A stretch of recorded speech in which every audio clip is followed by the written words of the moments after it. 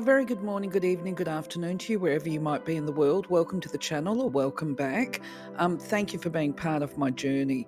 Now, if you're new to the channel, you probably don't realise, or you won't know unless I tell you, I put timing chapters in the description because I can actually go down a bit of a rabbit warren every now and again. So if there's something that interests you in any of my videos, you can just jump to those sections. Time, of course, is a premium.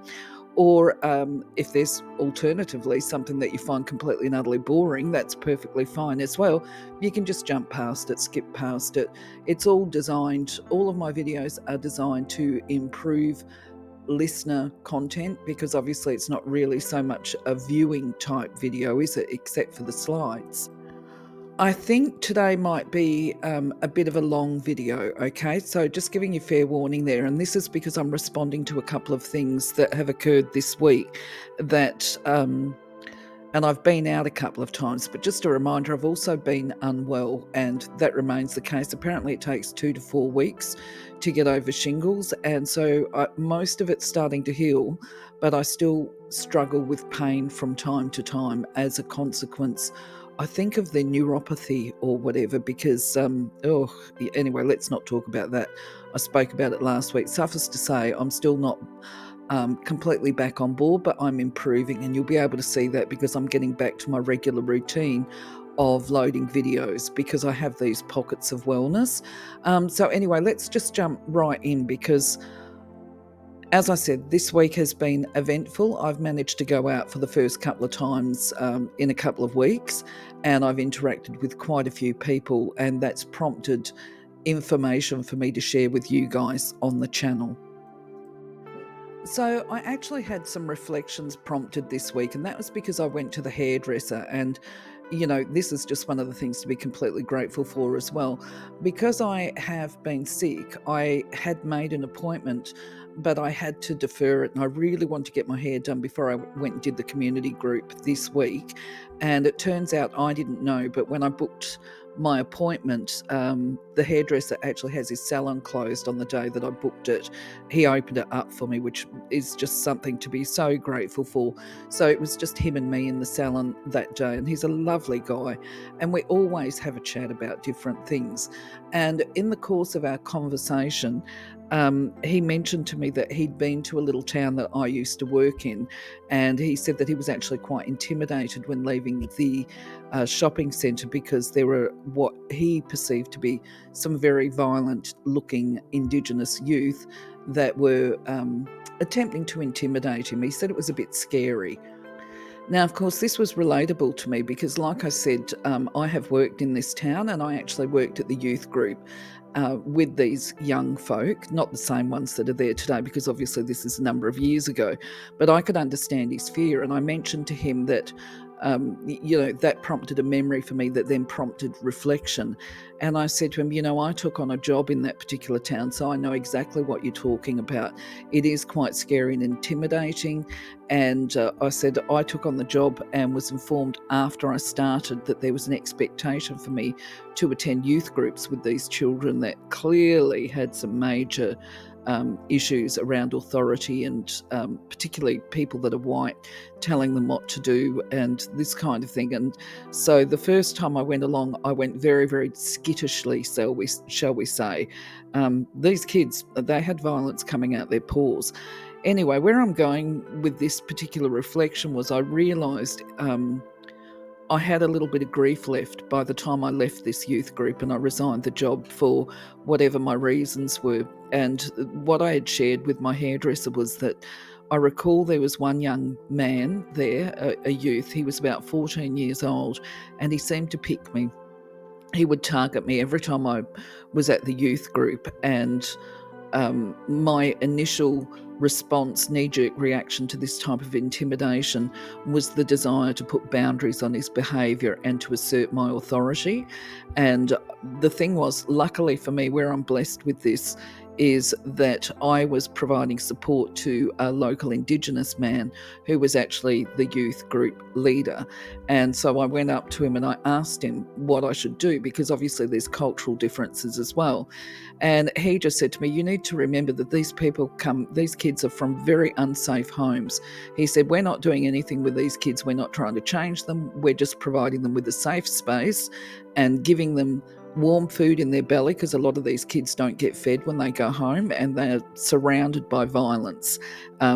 So they become reactive. So anyway, where I'm going with this is this particular kid, I struggled so hard against my own desires, shall we say, to put these boundaries in place and just to let him be, because he was one of those kids that would provoke the other children as well, in between taunting me. And anyway, where I'm going with this is I struggled to warm to him. I was never, ever cruel to him. I just let him be. And part of our role was actually just to try, I guess, and navigate the conflict between the youths. If they started to square up to each other, we would have to go and say, hey, look, just remember this is a safe place for everybody. And what is the problem here? And just get, it's my turn on the computer, things like that. And then we would teach them, I guess, how to navigate the conflict in a win-win way. Anyway, where I'm going with this is my reflection was that I struggled to warm to this particular child. I was never, ever harsh to him, but I was never overly warm. And that was something that I would reflect on when I got home, was how can I actually break through these barriers with this kid and feel more kind towards him. Anyway, long story short, upon reflection, and this is what I shared with my hairdresser, I said it was just so bizarre.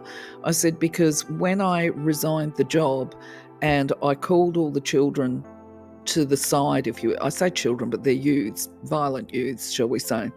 I've pulled them all aside and I've gone, listen, I need to speak to you guys, because my troublesome youth has jumped up out of his seat, gone from provoking me to a direct plea.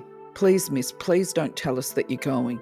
Please tell me that you're not leaving. I am going to be so sad if you go, right? And so my reflection was that sometimes we're actually connecting with people in positive ways, but we don't realize that we're doing it. Sometimes it is the absence of actions and words that actually helps to strengthen the connection. I didn't realize I was having any form of positive impact on this young man at all until I was leaving. And it was too late, by the way, for me to retract my resignation after that. But I had guilt after leaving. I felt that I'd let the young man down, and I would have liked to have had that opportunity to work with him a little bit more going forward. But then, if I put my trust in the universe that all things come to a close because it's that time, life is about people coming and going. And so I guess that's teaching people from the get-go that life is ongoing change, and to value, I guess, the good memories. I hope that I made a positive difference for him going forward, and I certainly wish that I could have done more for him in hindsight. So I just thought I would share that one with you. Now, I also thought that I would bring up gratitude again, because I actually do feel incredibly blessed this week. And one of my blessings I feel is my dog. But I've got to put my hand up and say, look, this is not a picture of my dog. It's a bit like my dog, but it's not my dog. I was just being lazy because clearly, obviously, I'm still not 100% well, and it just saved me time to shove this picture up rather than put up a photo of my dog. Anyway, I want to mention that I am particularly grateful for him, because I have been so sick over the last couple of weeks that I suspect now, in hindsight, that when I'm sleeping, that and the pain increases when it's due, when the pain medication is needing to be topped up, shall we say, that I must start groaning in my sleep. And of course, my little doggy brings it to my attention. I've just worked it out because I've had broken sleep. I get woken up by the little doggy bouncing on me, jumping on me. And then once I'm able to move and get my eyes open and that kind of thing, I realise that I've got enormous pain and I've got to actually take some pain-killing medication. So I think he's been monitoring my health. And the other thing too is he's normally a very active little boy, but while I have been unwell, he's actually been quite sedate, to be honest, and very protective. So yeah, he is just such an incredible little boy. I just love him to bits. And I just want to refer back to, I guess, a little bit to do with the numerology, because we were talking about that last week, or was it the week before? Now I'm losing track of time. And just mention, numerology is just so beneficial. I just love it to pieces as well. And I don't know if I shared with you that my daughter is actually having another baby. It's going to be her last baby.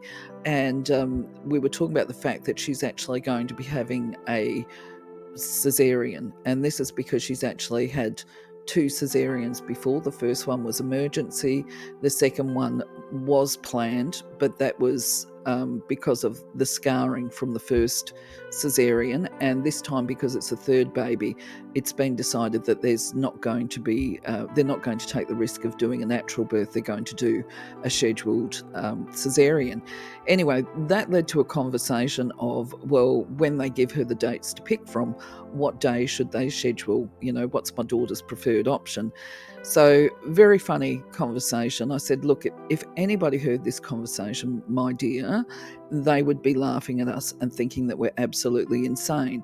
So, where the conversation was going, okay, well, what are the date options? And because he's being born in September, it was like, no, we don't want a 9 over a 9. No, we don't want an 8 over an 8. These are the options that we were looking at. And then I explained, look, we want to try and get some variety in the numbers. We want to have balance in the birth chart. So anyway, we narrowed it down to a couple of options. But it was very funny because, yeah, if you have too much of a number, so let's say he became a 9 over a 9, and I say he because we know it's a little boy that's going to be born. If you had a child that was born in September with a ruling number of 9 and a day number of 9, you've got a lot of 9s. There's going to be an imbalance on that birth chart. So I said, you want to try and get a few more numbers on the birth chart if possible, maybe some 1s or 2s. The 2s are going to be there because it's 2025. You're going to have the 5, but you're missing maybe the 4s, the 3s, that kind of thing. So just to get some balance. Anyway, we narrowed it down. Very limited options, but it was a funny phone call. So just acknowledging the fact that, yes, we did have the Tarot and Tea and Crystals night on Wednesday, and that's another thing for me to feel grateful for. It was a really good group of people. It was wonderful. Thank you to Kerry for helping me out and to set the room up. Thank you to Pearl for being part of coming along. Just a really good group of people. We had a new person attend that I hadn't met before, Linda. Linda offered some card messages and some healing to some of the people attending, and that was wonderful. And I believe they're going to be back next week as well. Not next week, next month. Hopefully Karen, the medium, will be there for the next one as well. I haven't started advertising it yet. But I will load it onto Eventbrite and put the new link up when I've got it. I'm going to be doing some different featured crystals next time, and I'll try and bring along some more. I really cut back on the crystals at this week's event, and just kept it to the featured crystals, which I've got on the promotion. And that was because obviously not feeling well and having to lift the heavy boxes and that kind of stuff. I wanted to get some weight out of the boxes. But anyway, suffice to say, it was a great night, a really good group of people, and I really appreciate them being part of my journey. Now, the Tarot and Tea night this particular week actually turned into a bit of spiritual and psychic development. We just tend to go with the flow. And I guess that's because Linda and I were both there, and Linda has apparently been working with energy and spirit since about the 1980s. For me, it's since year 2000. So I guess there was a lot of years there in the room of working with energy and having understanding. And, it was pretty organic the way it all came up. Was people were asking questions because they're at different stages. And there became a discussion about angels, guides and auras. This is at the community event, of course.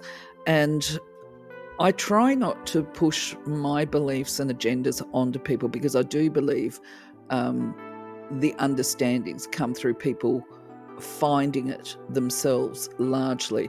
But what happened was there was a discussion about guardians and the spirits of our loved ones that have gone to the other side being one and the same.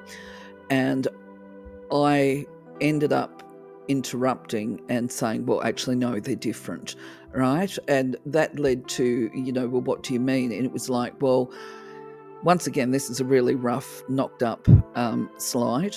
So I was directly asked, have I seen the auras? Because I said, look, the difference between the spirit of people that have passed over is that they will still have an egg-shaped aura, okay, as we see on the right. The angels, or light beings, as some people call them, they actually don't walk the earth path. They've got specific divine purpose. Well, I shouldn't say that, because I believe there are times where they do walk the earth path. So this becomes stuff that each individual has to reflect upon. But what I will say is, when I see clairvoyantly, and I had to put the disclaimer there that I don't see all the time, but I will see often enough in the course of doing a reading, the outline or the aura of the guardian angel. And there's a couple of key factors here. The human one is egg-shaped. The angelic realm ones are tall and thin. They're not as wide. Well, when I say thin, look, I'm just going to say it, remembering that what I say and mean as thin might be something different to you, okay? It is not like the human aura. It tends to be more slender. I'm talking proportions. That's the best way to describe it, because the angel auras are actually quite massive, usually. Anyway, they're more slender and they have little wing bits of light out to the side.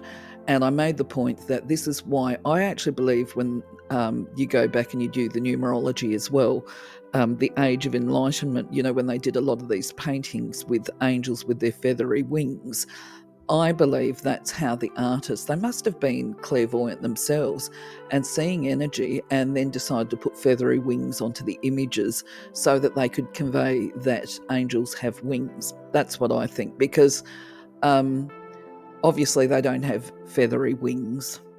They're light bodies. Anyway, where I'm going with this is, yes, I have seen them. They are different. When you are opening up to your clairvoyant or psychic gifts and you're seeing light, it becomes difficult to interpret that and understand. Certainly it did for me when I was seeing, because I was invoking or calling guides and guardians, and then I found the fairy realm, and then I was trying to connect, with Bridget, because I've got the Irish history as well. And so where I'm going with this is, all of a sudden it was like I was surrounded by lights everywhere and I couldn't tell one from the other. And I thought, what is the point of seeing them if you can't work out what they're there for and how they're there to help you? So I actually put it out to the universe that if they were angel energy, fine, show me feathery wings, because that helped me to understand what their role was and their function and purpose, particularly if I'd been trying to invoke an angel for a specific purpose. So it was like, yeah, for me, I just asked that if angels present, they show me with feathery wings, if I'm at all confused. And then if it is light beings of the earth realm or fairy realm, or what we call fairies, that they show me with a different form of wing. So it was like, show me like wings of a butterfly or whatever. And now the thing is that, if you ask, they will respond. So on occasion, I will see them give me a flash of the feathery wings. They tend to have this longer body shape or aura shape, as I'm saying. With the earth or fairy type ones, they tend to be really quite small, maybe about 4'9" or whatever, if you're looking at that. Now, one of the reasons it was important for me is because when I'm doing an aura scan on people, I would see the lights around them, and sometimes those lights were the loved ones that had passed over, and sometimes the lights were obviously their guardians. Now, I want to be clear here. So when it comes to, I'm just thinking of something else. So when the people in the group were saying, well, can your loved ones become your guardians or your guides? Yes, they can, okay, if it is in alignment with your divine plan. All right, so it doesn't prohibit them from being part of your divine support team, is what I call it. But they all have different roles. A lot of people, in fact, I think most people have got more than one guide. I think they've got maybe three and they come in and out. I think that's the average, although I've known people with more guides than that. So I hope that helps people to understand. And then, interestingly, and we could call this synchronicity, somebody responded to the video that I've got on the Angelic Kingdom and Hierarchy actually the very next day, after having this conversation at the community event. And so I have responded to it, and I realised that I'm not going to be able to do justice to it simply by typing the words. I want to have a conversation about that. Now, before I talk about that, I just want to make the point that when it comes to seeing guardian angels, my understanding is they actually don't usually show in an identifiable or personalised way most of the time. I say most of the time. There's a couple of points here. I don't see angels every time I do an aura scan. I have seen them. It's not an everyday occurrence. The only time I have ever seen somebody's guardian angel with the feathery wings and to be able to identify the gender of the angel, and we're going to talk about that more in a moment, was actually when somebody who was already spiritual and trying to connect with their angel wanted to have confirmation that what they were seeing and what their feelings were was correct. And so that took me by surprise. That to me is a real privilege, to be able to see and get all of this information for the person. And before I disclosed what I was seeing, I actually asked the question because I have a few concerns. I'm not convinced one way or the other. Shall we say, I don't have a concrete belief here. I have a suspicion, question mark over it, that if we reveal too much information about a person's guides or the guardian angel to a person without them having done the work, that we can create negative karma for ourselves. So I don't have a firm yes or no on that. That's just something that I live by at the moment. And in this instance, I had to actually go back and say to the person, listen, my guidance is that you're trying to connect with your guardian angel and you're wanting confirmation. Is this correct? Yes. Okay, well, I can confirm to you that this angel presents as a female. The light that the angel works with, because actually I forgot to mention, the other thing with angel auras is that they tend to be either white or golden light. And when we talk about white, we're actually talking about white with the inner pearl, if you like the inside of an oyster shell or whatever. It's got the reflections of all the colours, like the rainbow, but it's just this really brilliant, beautiful white light. And if it's white or it's the golden light, it's almost blinding. They actually have to drop their vibration down so that they actually don't blind us, is my understanding. When it comes to the human aura, obviously we have the shades of the rainbow going through it. We can have white too when we raise our vibration, but for the most part we tend to have swirling colours within our aura. Anyway, I digress. The question on the video, which I've put the slide up here, was the person was saying that they didn't actually agree with some of the names of the angels, and they also felt that some of the tasks and roles were not associated correctly with the hierarchy. And my response to them was, I'm not firmly convinced either way, but what I want to make the point verbally is I don't think it matters, okay? When I say it's about intention of the connection, I'll explain that more in a moment, but the person that commented on the video asked me if I had taken this information from Kimberly Maroney's book, and my answer to that is actually yes. But do I see her information as being 100% accurate? No, I don't. Do I think it matters? No, not really. And that is because we're all on our individual path, and we all, and that will include Kimberly, interpret the messages and symbolism in our own way. So what is appropriate to one person or what is correct to them is not necessarily the same for other people. Now, the reason why I don't think it matters is because when I first got my deck, and by the way, I've mixed some of the information I've gained over different pathways into my videos on angels. But anyway, I didn't believe in them, is where I'm going. And I didn't even understand the information. If I was reading the content about the angels, I was looking at thinking, and what does that mean in plain English, you know? And then I thought, forget about trying to understand these messages. This is actually part of raising awareness, by the way, and how it works is when I was initially reading the oracle messages, it made no sense to me.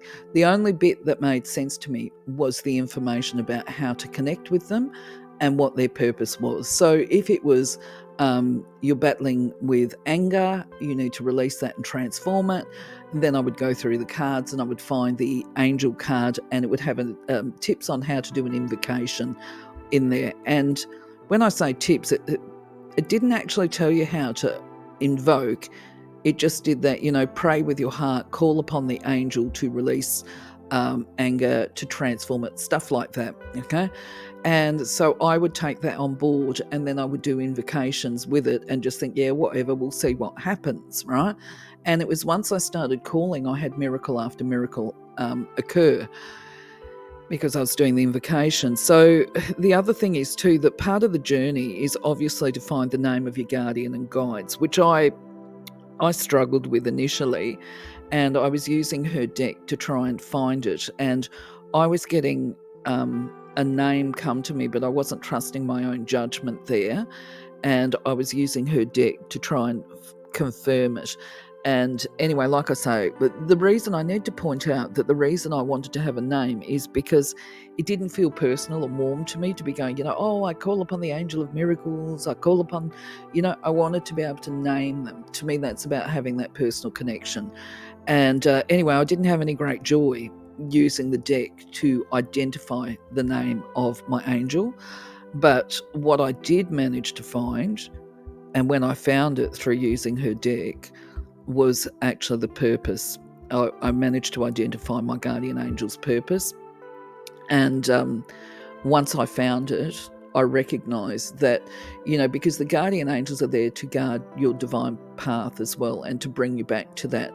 And I realised once I found that card that I had been walking my path all along, and I didn't know that before it happened. And it actually offered a lot of explanation for many of the challenges that I came across through my life. So for me, I also concluded it doesn't matter what you call the angels, what name you use, because you're asking for their support and assistance for a specific task. The other thing to remember too, and I'm just going to mention this before I go on to the next videos, is that when it comes to gender, and this is a variation too, I had connected with Archangel Chamuel before I got Kimberly's deck. And in her deck, she has Archangel Chamuel as being a feminine type angel. Well, that was not how I saw in my vision. I saw a masculine type energy. And so for me, Chamuel is male. And so that was part of my learning and development as well, was to recognize that spirit and angels present to us in the way that we're comfortable to receive it. So, and angels are genderless anyway. Spirit is genderless because they don't need to have gender because they don't procreate. And we as humans do have gender because we procreate. We're making new lives. That's not the case for angels. They don't make new lives. They're spirit form light bodies. But of course, when it comes to those deceased loved ones that have passed over the other side, they will present in the gender that we knew them when they were living, because that's part of the reconnection with them. I want to say too that I did start a process of exploration and research which helped me to shape that opinion when I was trying to find the name of my angel and to confirm it. And what I saw was differing viewpoints on how to access them, different viewpoints on what the roles were, the hierarchy and all the rest of it. So all of my content that I put up is designed to promote a person to have a look and explore themselves. But I will actually, what I want to talk about now is the cherubim, because The guy that, I think it was a guy, it might be a lady, that commented on this video said that some of the angels named aren't part of the cherubim. Probably true, potentially true. And what I found online when I was doing my research was actually some information on how to establish if an angel is a cherubim or not. And I thought it was bollocks, I've got to say. I thought it was absolute rubbish. Like I say, I'm, as much as I talk about this stuff now and I'm comfortable with it and I don't have an issue in believing it, it took me a large part of my life to get to that stage.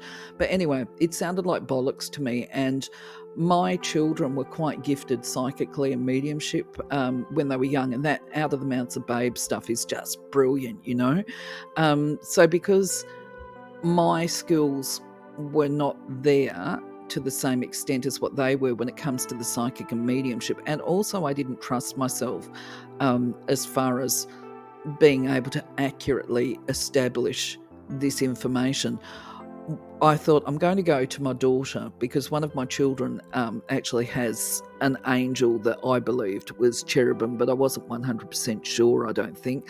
So anyway, I've called her aside and I've said, listen, I've got a question for you. I said, but you've got to speak with your angel about it, something like this.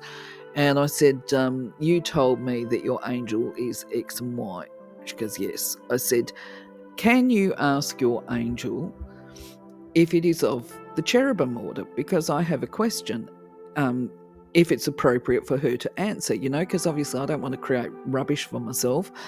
And she said, yeah, okay, so the daughter goes, yeah, no, she's fine, ask the question. I said, all right, confirm for me, is she part of the cherubim order? Yes, she is. Right, can she show me the identifying features of the cherubim? My daughter goes, yeah, she can. I said, well, can you ask her to show me? I didn't want to give my daughter the information. I wanted her to pull it out, right? And then my daughter's, I can't even remember now exactly what it was, but what she did was she goes, oh, Now I've got to say here that this particular child of mine, she was a pretty good fabricator, putting it politely. There were times that she fabricated, and I used to make jokes about I could never tell when my daughter was lying, this particular one, but I could always tell when she was telling the truth categorically, because it was just so obvious. Because she dropped the veil, if you like, she'll drop that filter down. So I've said to her, okay, well, so what is the identifying feature? And she said, she's showing me that, and she goes, oh my gosh, she's got two faces. And I thought, yep, that's what I was looking for, but there's more than that. And I said, so whereabouts are these faces? And she said, well, she's got one on the front, like if she's looking, if like us talking to each other face to face. She said she's got one there, and then with a finger she draws around the side of her face on the profile, but instead of it being a profile, it's actually a full face.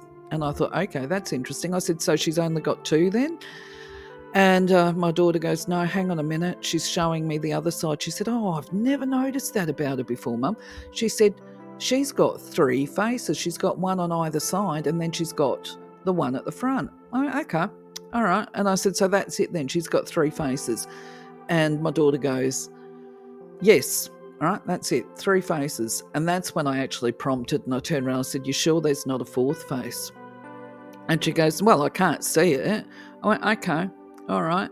And then she said, oh, hang on a moment, she's turning around. And I said, okay, so what, she's showing you her back now, is she? And my daughter goes, oh, she's lifted up her hair, Mum, she said, and she's actually got one, and she drew it on the back of her head with her finger.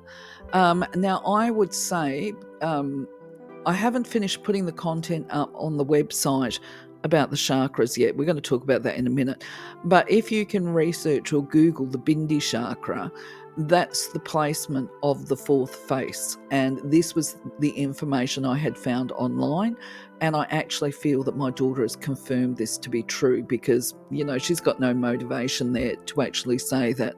So, hidden agendas there to say this. So anyway, I just thought I would share that information for you, or to you, or with you, or whatever. Moving along, that's the end of my chitter chatter today. Now I'll try and pick up the pace a little bit because obviously, hello, this video is getting really long. Plus I've got that window of wellness is on its way out at this point in time, I can tell. So as far as the website developments go, well, actually there has been none. I've thought about it. I had hoped to actually at least get a page done before I did this video today, but that was not the case. So sorry about that. So this slide remains as it was last week. You know, I'm working on these pages as a priority, and then I'll flick over back to the chakra content, and then I'll look at the angel content again. The problem is that one, obviously I'm unwell. The other one is that I get distracted because I actually have a lot of transcripts for guided meditation, healing meditations, and raising your personal light vibration. And of course it's very tempting to stop what I'm doing and go and do that, but anyway, look, no developments or no updates for this week. So given we were just talking about the Bindi chakra, this symbol here that you see on this slide, and this page is going to be further developed, the Bindi chakra, when it's closed, is white, and when it's open the dot turns red, if that makes sense. And you also, just to be clear, you don't walk around with the Bindi chakra open all day every day. As soon as I can, I will try and put together some tarot tutorials for people that attend the group. I might actually do that behind a wall. I don't think I can do memberships yet, but if I can do memberships, then I might make that membership only. And it doesn't mean that you have to pay for membership, it's just not open to the public. So as far as crystal magic goes this week, well, I've been kind of busy and I haven't been busy. As I say, moments of wellness. I have ordered some new crystals. I've got some blue apatite coming, as in towers. I've got some blue and green aventurine. I've also managed to lay my hands on some ruby, and I've also got some epidote towers coming in. And something that is super exciting for me, and it's such a score and such a win, I've managed to get some genuine Chrysanthemum Stone towers. I'm really looking forward to this stuff coming in, because it's actually quite rare and I've got it at a reasonably good price. So I will be excited to check out the quality. I think because I got the seller to show me on video, I've already had a look at them, and they look pretty good from what I can see. I asked them to actually give me the crystals that have got the flowers on them. So when they get here, I'll take some photographs and I will load them for you. So, of course, content that was loaded this week included the video on Trolleite. I haven't managed to order any of that yet, but I really want to get some of it. I do apologise for the quality of the videos this week, such is life. At least I got them up. Yooperlite is up as well. I loaded that this week. It went up on Thursday. Not the best video I've ever done, and to be quite honest, since I've loaded it, I've actually learned that I can buy a UV torch, and I will need to have that so that I can actually expose the Yooperlite to the UV and have it glow in the dark. Next week's videos will include flower agate. I would have liked to actually have cherry flower or cherry blossom agate or whatever. Either way, I want to order this sooner than later because I've got this little bit of an obsession with it at the moment. So I'll be doing that video. It'll go up probably on Tuesday. And the other one that will go up next week is what is called Orca agate. And I am looking forward to learning more about that. I've seen that it's actually, some of it that was being sold was actually blue, but I believe the good stuff is the black and white. And when you look at some photographs of it, if you do a bit of a Google, you'll see it actually does look like an orca. Well, my friends, this video has been much longer than I expected. Sorry about that. I would like to try and keep the Sunday yarning ones fairly brief, but as I said, it's been a busy week. There's been a lot happen, so a lot to obviously respond to, I guess. But in the meantime, I'm going to say thank you for being part of my journey. Love you, leave you, catch you on the next video. Stay blessed. Bye-bye for now.